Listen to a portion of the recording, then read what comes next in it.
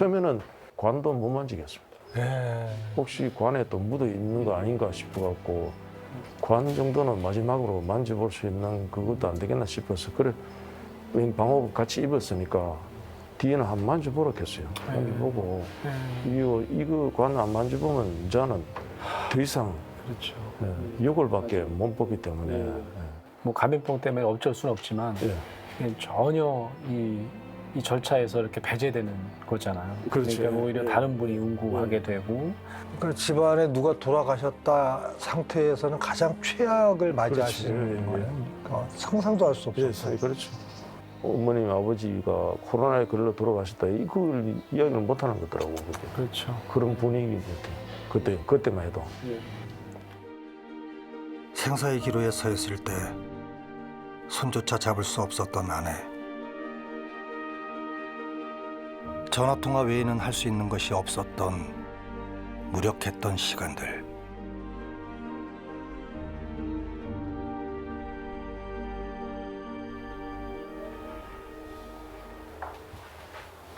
여보세요? 아들이 아버지한테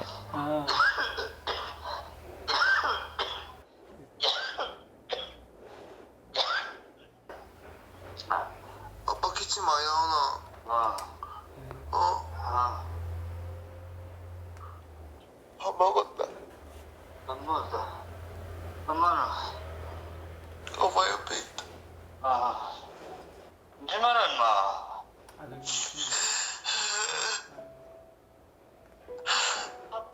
아빠 힘내라 제발. 알았다. 아빠 힘낸다. 걱정하지 마라.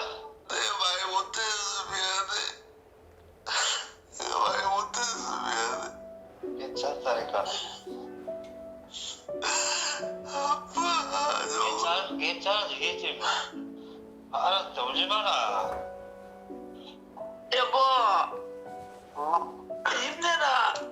알았다. 아빠 힘내라.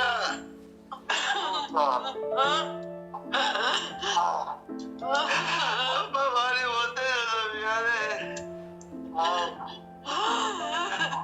여보 그치 여보. 그치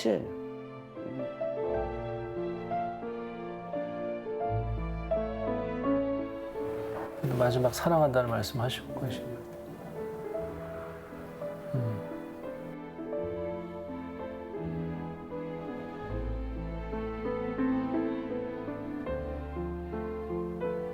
같은 뭐가 위로가 되겠습니까? 너무 무르고 있었다는 거에 대해서 미안한 마음이 너무 많이 들고요. 코로나로 돌아가신 분들에 대한 게 너무 숫자화되니까 그 세밀하게 들어갔을 때 그 가족들의 아픔과 당사자의 고통 이런 것들이 너무 가볍게 처리되는 게 아닌가 이런 생각이 들고 아까 아드님 통화하고 어머니 통화하고 이런 거 들으면 아이고 이분들은 진짜 이런 통화를 하면서 그 세월을 견뎌 가셨는데 우리는 전혀 몰랐다라는 거죠. 평범한 장례조차 하시지 못했던 거예요. 장례식도 안 치르신 거네요. 그런 게 어디 있습니까? 얼굴도 안 보여주는 그게 유리로 받는 게 그게 마지막이에요. 그리고 나서는 그냥 화장 그 돌아가시면 뭐 염한다 하잖아요. 예. 그런 것도 전혀 없었으니까. 예. 코로나로 이렇게 돌아가시면은 짐승 죽은 것보다 더 못해요. 이건 완전 의식이 없는 게 한 20일이라서니까 뭐 전화 좀 해줘. 뭐 전화만 울려도 뭐 혹시나 뭐 또 고통 말로 표현을 못 하겠어요. 예. 저 새벽에 4시에 돌아가셨다고 연락이 왔대요. 그래 아들하고 갔었거든요. 유리 2개 너머로 보여주래요. 얼굴이 옆으로 돼서 내가 좀 바로 해달라 했죠. 그 보는데 아들하고 보는데 눈물도 안 나오대요. 갑자기 그러니까. 근데 보니까 휴대폰하고 지갑하고 유품을 다 버린 거예요. 병원에서. 감염 때문에 사진도 있었을 거고 웬만한 분들 연락처도 다 있었을 텐데. 옷도 있고 다요. 다 버렸어요 무조건.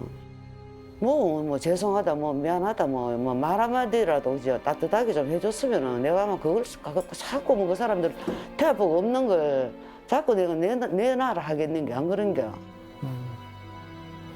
그런 건 정말 뭐 어디다가 말도 못하고 정말 끙끙 앓으셨을 것 같아요. 이건 뭐 너무너무 황당한 일인데 코로나 때문에 그렇게 했다고 하니. 예. 지금은 뭐 누구를 원망하겠습니까? 뭐 원망한 대로 뭐 하겠어요. 예. 아유, 참. 네, 우리가 옛날에 그랬던 것 같아요. 툴툴 털고 빨리 일어나라. 예, 그런데 제가 가습기 살균제 피해를 입은 분들이나 이런 분들, 유가족들 만나보면 그런 이야기 자체가 더 상처가 되더라고요. 이제 그만 잊어버려라. 이제 네 삶 살아야지. 네, 남편분도 마찬가지일 것 같아요. 그러니까 이 아픔은 오래 갈 수 있고 남아있는 생애 동안 계속해서 기억하고 추모해도 되는 거거든요. 네, 그래서 그런 어떤 애도 과정이 필요할 것 같아요. 네, 지금 이 코로나19가 그게 가장 안타까운 것 같습니다. 이거 언제 끝나나 거기에만 관심이 있지 이걸로 인해서 어떤 피해와 어떤 고통들이 우리 사회에 도사리고 있나 이런 것들은 관심을 안 가졌던 거에 대한. 그래도 와주신 것만 해도 저는. 네, 아유, 감사합니다. 아, 혼자서 진짜 많이 울었어요. 아유, 저는 뭐 그냥 아들 결혼할 때까지만이라도 좀 살았었어. 안 그래도 이 사진을 항상 가지고 다니거든요. 아들이 수첩에. 엄마도 아빠 사진 보내. 나도 어제 회사에서 일하면서 아빠 사진 봤는데 하면서. 아이도 생각 많이 나지 하면서. 나지 아빠인데.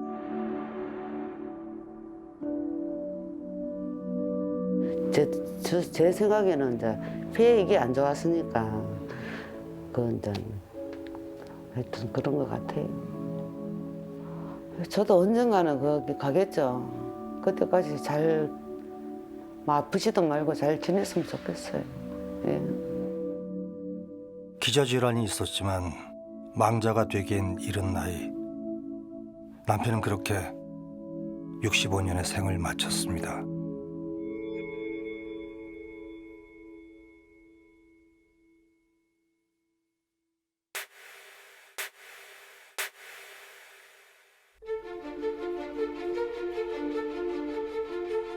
노년층 사망 비율은 매우 높은 편이죠.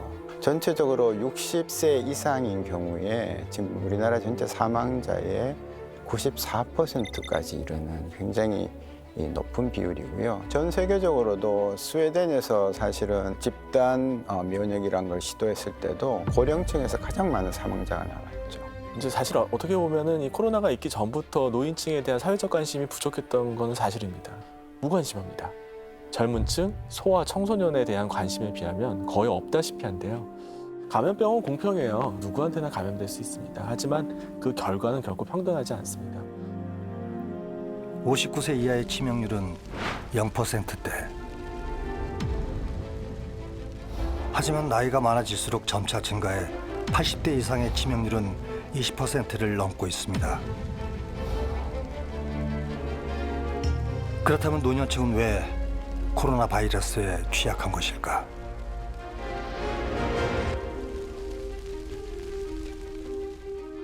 이제 60대 어르신들 자체가 워낙 이런 호흡기 감염병에 아주 취약할 수밖에 없는 연령대이기 때문에 일단 노인들, 주로 사망자들은 노인들한테 집중되는 부분들이 있습니다. 사람이 나이가 들게 되면 면역계도 노화를 하게 됩니다. 특히 가장 큰 문제가 뭐냐면 T세포 자체가 이제 영향을 받게 되는데 T세포의 가장 주된 역할들은 바이러스가 침범했을 때 적절하게 반응을 해서 이 바이러스를 이겨내게 하는 역할들을 해야 되는데 T세포 자체의 전체적인 숫자도 감소를 하고요. 또 T세포의 기능이 떨어지게 되거든요. 특히 최근에 이제 코로나 상황에서 남자분들, 특히 남자 어르신들이 많이 이제 사망을 한다는 얘기가 알려져 있는데 그 부분에 있어서는 남성 호르몬 자체가 염증이 발생했을 때 그거를 이제 완화하는 역할들을 하는데 이제 연세가 드시면 드실수록 남성 호르몬 자체가 이제 고갈되기 시작하다 보니까 이런 염증을 완화하는 상황들이 이제 약해진다는 거죠. 이제 그런 면모 때문에 남성들이 중증 감염을 더 많이 일으킨다 또는 사망률이 높아질 수 있다 이런 보고들이 있습니다. 노년의 남성에게 더욱 치명적인 코로나 바이러스는 폐를 공격한 뒤 다른 장기들을 침범합니다. 감염성 질환의 대부분들 마지막에 대부분 그렇게 사망을 하세요. 다발성 장기부전이라고 하죠. 다발성 장기 부전이 다발성 장기부전 등으로 숨졌습니다. 주요 장기들이 동시에 나빠지는 다발성 장기 부전이 나타나면 90% 이상이 사망에 이르게 됩니다. 그러니까 이제 젊은 사람들은 기본적으로 이제 콩팥기능, 심장기능이 괜찮으니까 폐가 나빠지더라도 버티는 건데요. 이게 심장이나 콩팥이 원래 안 좋았던 분들이 폐렴이 와서 조금만 나빠지면 심장하고 콩팥이 바로 기능이 떨어지거든요. 그러니까 어쩔 수 없이 다 여러 장기가 같이 망가지니까 버틸 수가 없는 거죠. 감염의 시작은 다양하지만 그 끝은 노인을 향하고 있습니다. 유행 상황에서는 이제 집 밖에 안 나올 수 있도록 그런 이제 일상적인 생활이 집에서도 가능하도록 어르신들에 대한 보호 정책도 이런 방역에 있어서 가장 중요한 한 축이라고 얘기할 수 있습니다. 청년들에 있는 바이러스가 그 청년층은 크게 해치지 않으면서 고령층으로 넘어가는 그런 구조를 보이는 것입니다. 그분들한테는 굉장히 이 코로나19가 굉장히 큰 위험 요소로 다가오면서 사실 불평등하게 된 것이죠.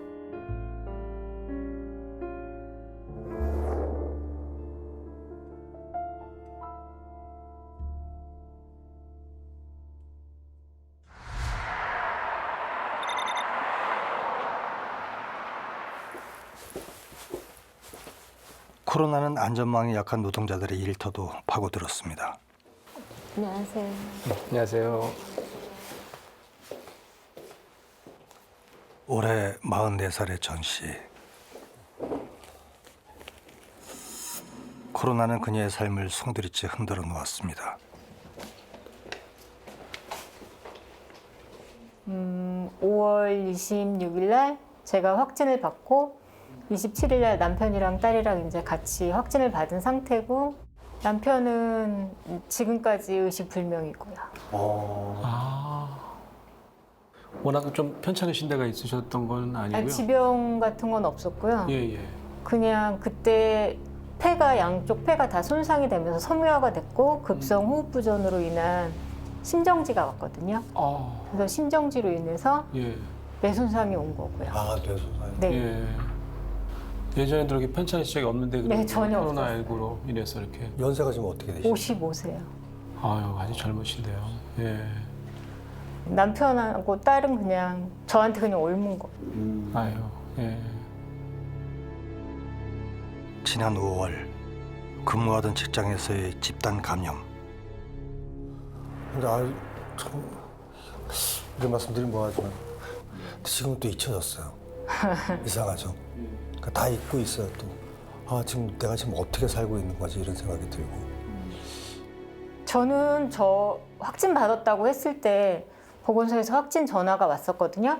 근데 저는 제가요? 그럴 리가 없어요 하고 반문을 했었어요. 왜냐면 마스크하고 장갑은 항상 끼고 일을 했고 저는 마스크 꼭 끼시고. 네, 그쪽에서 제공하는 편의시설도 이용하지 않았어요. 예. 셔틀버스도 탄 적 없고. 아유, 지금 우리 남편분은 그렇게 의식을 회복하지 못하는 상태셔서. 얼마나 되신 거예요 남편분 이렇게? 6월 7일. 네.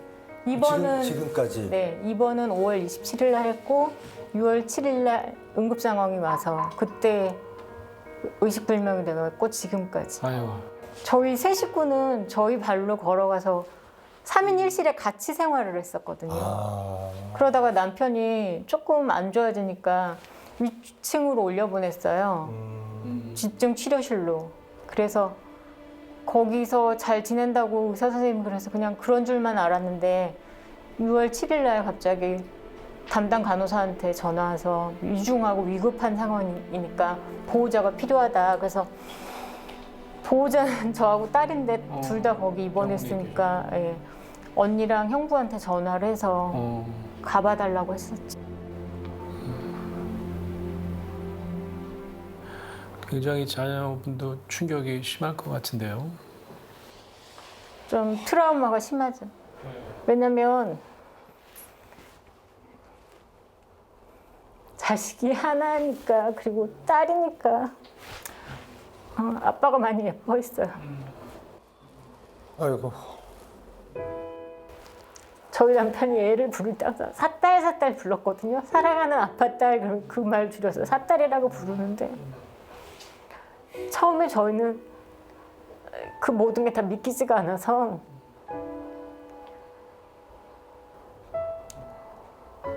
(6월 7일) 오전 11시 58분에 화상통화를 걸었어요. 그래서 우리는 괜찮아. 당신은 어때? 그랬더니 나도 괜찮아.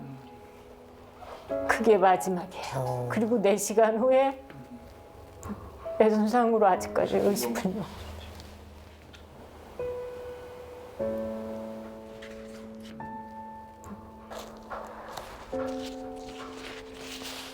우리가 부르면 일어날 줄 알았어요.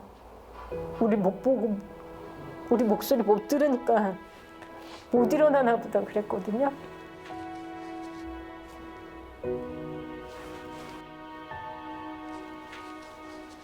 저희 어머니도 한 3년간 의식불명으로 누워 계셨는데 생각을 다 하시더라고요. 옆에서 말을 하면 손도 이렇게 꼭 잡으시고 내 말 알아듣는구나. 그러면 나를 생각하고 있구나. 뭔가를 생각하고 있고 가족을 생각하고 있구나 이런 생각이 들었거든요. 아마 그 아빠가 일어나기에는 시간이 좀 더 필요한 걸 거예요. 단지 뭐 절망이나 이런 것들이 아니라 일어나셔야죠. 그렇게 계시면 안 되죠. 사회적인 인식도 좀 바뀌었으면 좋겠어요. 왜 걸렸는지 그 과정도 좀 알아주셨으면 좋겠고 따뜻한 시선으로. 누군가의 직장은 더 위험한 코로나 시대. 바이러스는 평등했지만 전파는 평등하지 않았습니다. 집단 발병이 돼가지고 이제 환자들이 많이 생긴 거는 그런 콜센터나 이제 물류센터였었거든요. 겉으로 보기에는 감염병 수칙을 개인들이 안 지킨 것이 문제 같았지만 실제로 그 이면에는 노동 강도를 강화하는 사회적 구조 이런 문제들이 결국에는 그런 사건들을 좀 낳지 않았나 생각이 듭니다.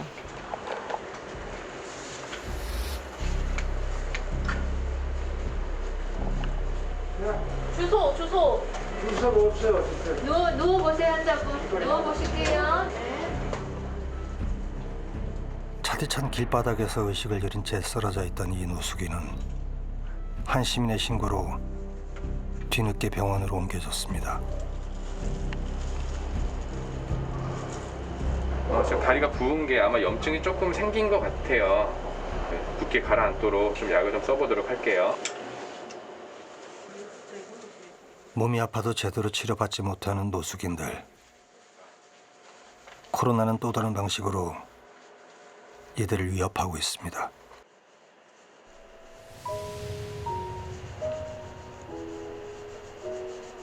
네, 여기서 일하다 보면 노숙 환자들 같은 경우는 코로나19 때문이 아니라 원래 가지고 있던 다른 질병들 때문에 더 많이 죽을 수 있겠구나라는 생각이 많이 들어요.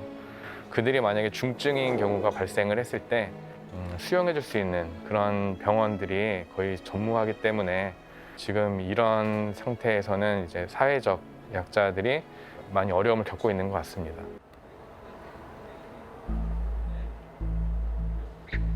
이름을 잊힌 사람들이 잠든 이곳. 지금까지 솔직히 말하면 저희는 몇 명이야, 오늘 몇 명이야, 줄어드네, 다행이야, 늘어나서 큰일 났네.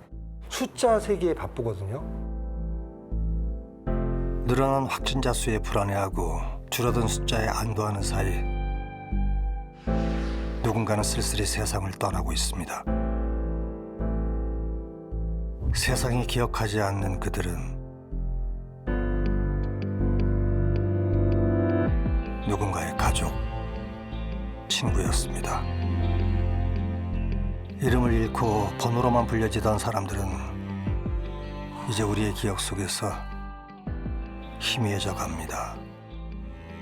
사람이 죽는 게 이게 간단한 일이 아니잖아요. 그런데도 불구하고 이게 이제 번호로 계속 붙여지고 그러다 보니까 굉장히 손에 잡히지 않는 죽음이 돼버린 것 같아요. 그래서 오늘 3번 환자 사망, 오늘 10번 환자 사망 이렇게 끝나는 것 자체가 이제 사회적 경험이 된다면 상당히 큰 상처로 남을 것이라는 생각이 듭니다.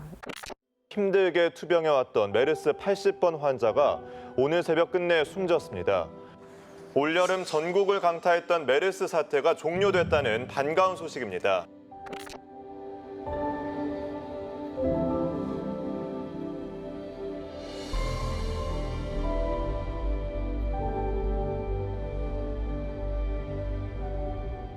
코로나19가 인류가 겪을 마지막 재난이 아니에요. 마지막 감염병이 아닙니다. 그렇게 많은 감염자가 생겼는데도 불구하고 우리는 취약계층, 어려운 집단에 대해서 충분하게 사회적으로 도와주고 협력하고 연대했다라고 하는 소중한 사회적 기억이 만약 이 사회에 남는다면 제2, 제3의 감염병은 훨씬 더 건강하고 순조롭게 이겨나갈 수 있겠죠.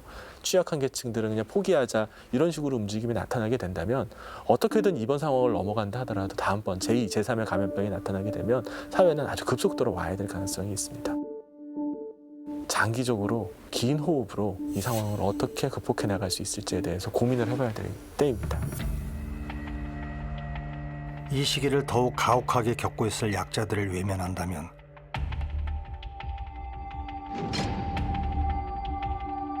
우리 사회는 결코 건강한 사회로 나아갈 수 없습니다.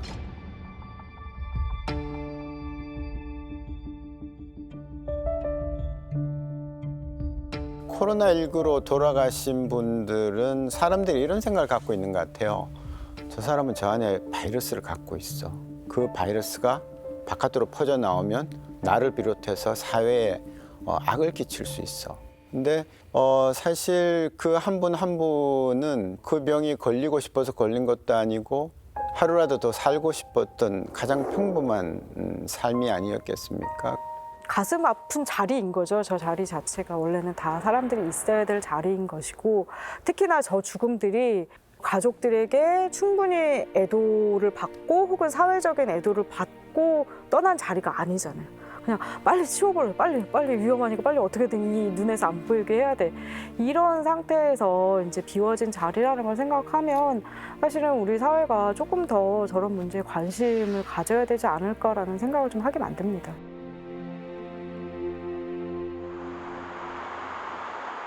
첫 확진자가 나오고 300여일이 지난 오늘 우리는 어떻게 살고 있습니까?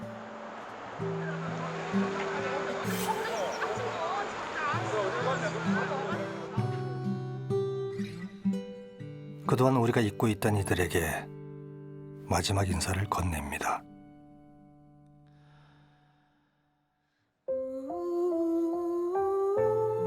15번 사망절을 시작으로 세상을 등진 70여 명의 생명들은 요양원에 입원해 있던 황혼의 노인들이었습니다.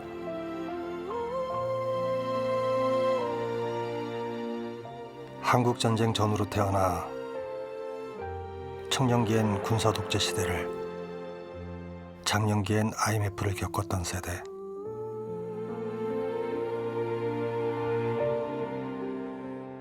그 숱한 세월, 크고 작은 파도를 넘어 오늘까지 왔지만 지금의 상황은 이겨낼 수 없었습니다.